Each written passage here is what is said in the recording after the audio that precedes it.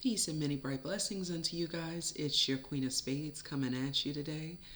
And I'm just coming in briefly. I wanted to talk a little bit about the case, the reading that I just did, the royal request for Samantha, Jared, Arabella, um, from the Steve Wilkos show. I actually got a chance afterwards. I didn't watch any clips or anything of the case before doing the reading because I wanted to be a clear vessel and as non emotional and non attached as possible. Um, I wanted to see if I could actually divine on this situation and just basically test my skills without even having any real previous knowledge of what happened in the case or anything like that. And I just want to say, I went back and watched the recording of the girl Samantha on the Steve Wilkos show, and his behavior towards her was absolutely disgusting. I was appalled by just how disgusting it was because he didn't have to do all of that with that girl. And I'm gonna leave the link below so that you guys can see it if you haven't seen it yourself. I just felt like it was unnecessary how he was handling the situation. Um, he was like, I don't need a piece of paper to tell me if you're guilty or not. And he ripped it up and then he threw it at her. Like, all of this for clicks and views, but you're going to answer for your ignorance if you haven't already. I'm sure this was some time ago, so I'm sure everything he's going through now is as a result of how ignorant he's been to people over the course of time. But I see why the royal was asking, like, does he have a biasness towards Samantha or is it towards women in general? And I feel like it definitely was something against her, um, but not like for real, for real. It was just for clicks and views. But he does have something against women for sure. Overall, he has something against her, and he made her his target because she was there on the show that day dealing with this situation. But it was just utterly disgusting. And then the girl, like, she got so tired of being like nitpicked with and him taunting her that she tried to like run off stage. And then he follows her, like he followed her, continuing to say like, oh yeah, that's right, you see the type of energy you had, that's what you should have had to protect your daughter. Like, and in a lot of cases, like, people don't understand that it's different levels, like, of domestic violence and abuse, and they all impact and affect everyone differently. So what I mean by that is a person who has maybe experienced maybe just like one, maybe two abusive relationships, um, they're probably going to fight harder, in a sense, to keep a certain outcome from happening. They're going to fight for themselves and they're going to fight for their children. As a person who experienced this myself, a lot of times I personally would, um, to keep my children protected, I threw myself into the fire a lot of times and allowed the abuse to come on to me rather than for it to happen to my children. Um, thank God I'm not in that anymore. And I fought like hell to get out of it, and I succeeded, and I won. Um,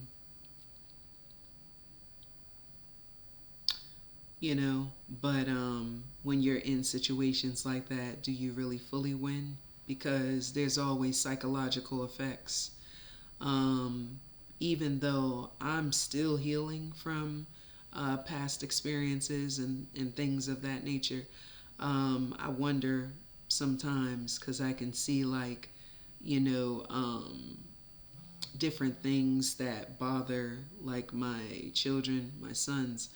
Um, I wonder if, like, psychologically they were affected by, and I know they were, because there's no way to not be affected in those types of situations, whether it's the adult or the children. Um,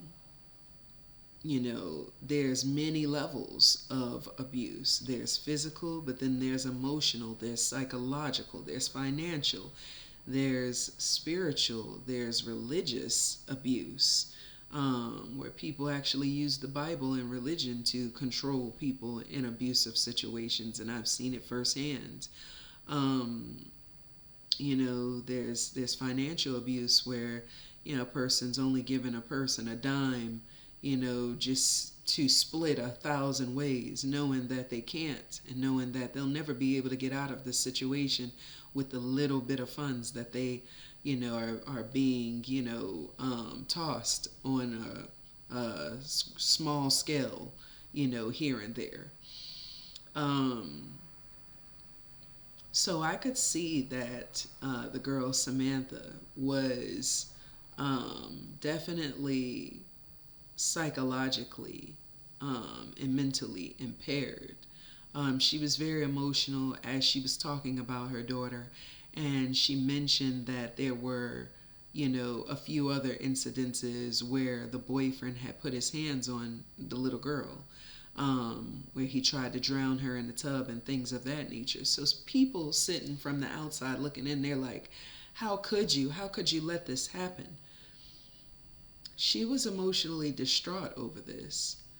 Um, with her having the background of being in an abusive family, just based off of what I pulled from the cards, she had experienced all types of levels of abuse. This sexual abuse, which I kept feeling in the card pull like she experienced as well at the hands of a family member. Um, when you experience multiple different types of abuse, your mind is so gone and so warped to the point where you're incapable of making um, good decisions and choices. Um, I felt as though she wanted help with him continuously, the boyfriend continuously coming at the daughter in an abusive way. But I also felt like she didn't really know how to get it, which is fair and understandable, because in this society, where can you get help that quickly from for an abusive situation? Like, I went to the police. I went to the police station, and I'm like, this is happening. Like, they're like, do you have proof? Did you ever call the police? No, I was afraid to. I was, in fact, convinced not to, because it was used like, um, there's a such thing as police brutality, and especially on, black and brown skinned, men and women. And so I was encouraged not to, because they could come with guns ablazing and they could really just do this person in and kill this person. So I never did. I never did. I have no track record. I have no paper. Well, I wouldn't say I don't have any paperwork, but my my levels of proof were very small, very low. And so when you're in a situation like that where you have no track record of these instances going on, then you're made to look like you're lying, or like you're just making things up, or like you're not trying hard enough to get out of the situation, when the whole system is like totally and completely not with you and in support of you. Like, I straight up had a judge say, he looks harmless, so I'm just going to dismiss the case. Like, this is what we deal with in this society. I can only hope that things get better moving forward with the judicial system. But I also had the feeling that she went and tried to, get help from the courts, and they were wanting a whole bunch of paperwork and the process and this and that and the other. What if a person needs immediate help and protection? Like, how do they get that? How does one go about that when the judicial system is not even available to help you like it should? And then when you go through all the paperwork, it's weeks, it's maybe even a month before you can get a case in. This little girl didn't have a month. She didn't have weeks. Like, he was abusing her with the intent to kill her, with the intent to murder her. So it's very easy for people to sit back and judge people and say, oh, you could have done this, you could have done that, you could have gotten her out of this, you could have stopped this. It's very easy. But at the end of the day, nobody really understands her mental state and what she was dealing with in trying to get the help and what she was dealing with in being rejected help. And now what she's dealing with in the end and being blamed, accused. Like, yes, she has a small part to play, but only because she didn't know a way out. You know, when I looked at that video clip and I saw her energy, I really saw a person who truly didn't want that to happen to their child, but had no knowledge of a way to get out of that. He was like, oh, you just want your boyfriend. That's all this is. You just want him around. You're choosing him over the daughter. I feel like she was afraid of him, to be honest. I feel like she was afraid of him, and I feel like she was trying to find a way out, and a way wasn't coming soon enough. And unfortunately, he did what he did before she had time to find the proper help.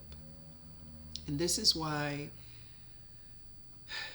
exactly why I created my business platform exactly as I did. Once I learned that I could use energy work to help not only myself but others, and I have men clients, but my clients are primarily women who are going through cases of abuse, or cases where, their children, the men that they were either previously married to or in a relationship with, are trying to punish them because they're leaving the abusive situation. And so then they want to try to get full custody of the children that they share just to hurt her. Or they want to use the children and abuse them just to get at her because they can't abuse her. And so this is where my business came into play. I saw there were lots of people, men and women, who needed energy work in their life, who needed someone that could divine for them and tell them the ins and outs of the situations and where it's headed and how to prevent certain things from happening, and even how to find solutions, because this system just continuously fails us. And I'm speaking from experience. I can only hope that it gets better. But what do you do when it's not helping you and your children really need help? Like an emergency situation. What do? Just sit and wait for the other shoe to drop, hoping that you or them don't die before some sort of successful outcome comes? You don't have to do that. And this is why I do what I do with my spiritual work and helping my clients to not only help them in situations. I'm very surgical with court work, but I'm also very good with money work and love work and all the types of works. I help people with manifesting their goals and their dreams and their desires. And I have repeated clients that continuously come to me and also suggest others to me and refer others to me as well, because I'm just, not to brag, I'm just that good. But I'm fair and I'm just. And, check out my website. The link is linked to my page, my channel. Um, and email me with questions if you too are dealing with a situation similar to something like this, what Samantha was dealing with. You don't have to go through this alone. And there are magical solutions that will help sort these situations out and bring you a very just outcome like you're deserving of. So if you're tired of dealing with BS like this and the courts are not helping, institutions set up to help battered and abused women are not helping you, and you're all alone in this fight, I'm telling you, you're not alone. When all else fails, there comes magic. When all else fails, then comes magic. And I'm here to help. You just email me, and I will tell you how to go about getting this situation resolved. Okay? Oy. I hated that. I hated seeing that. And then in the end of the Steve Wilkos clip, he's like, Samantha was arrested and she will be spending a very long time in jail. So we're very happy about that. And they're like, woo, yeah.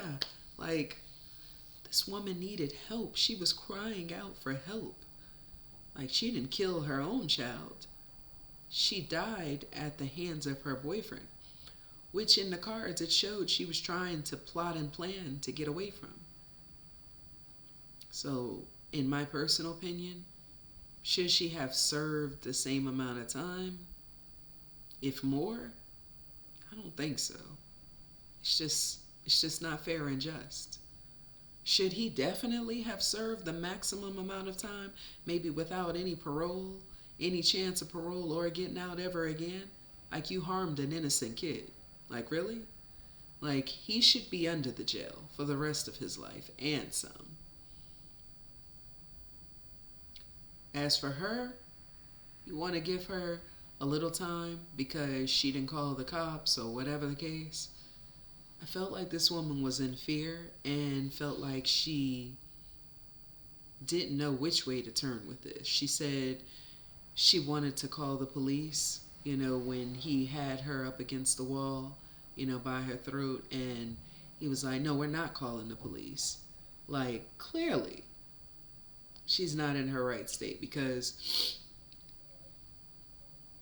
nobody could tell me, no, we're not calling the police. Like, I may not have done it right then, but I'm definitely calling the police and you're definitely going to jail. But clearly she wasn't in her right thinking. He's afraid, because she has marks on her from when he tried to drown her. He doesn't want anyone to find out, and rightfully so, because he would have gone to jail right then and there. But would he have possibly aggressed towards her and the child before getting picked up by the police? More than likely. Something to think about. Everyone is not out here just kind of standing by, not doing anything, just willfully letting things happen. Like, some people are trying to gain some sort of, control over their life in whatever situation they're dealing with. And it may not work out because they may not know the proper channels or ropes to go, to get to that proper outcome. Does that necessarily mean that they're guilty, or just a person who just didn't have the right types of resources and support to get out of a situation? I don't know. I'll let you guys decide. But in my personal opinion, I just felt like she really didn't know what to do.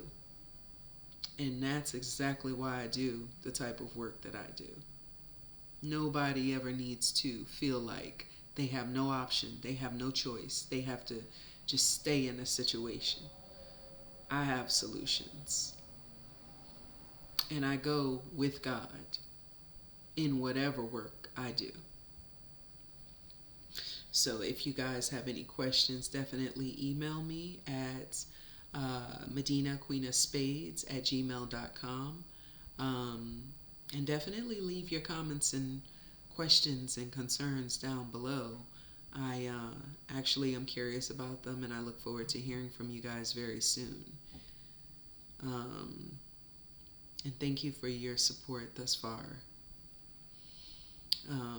I think I'll go now, and I look forward to seeing you guys in the next video. Peace and blessed be.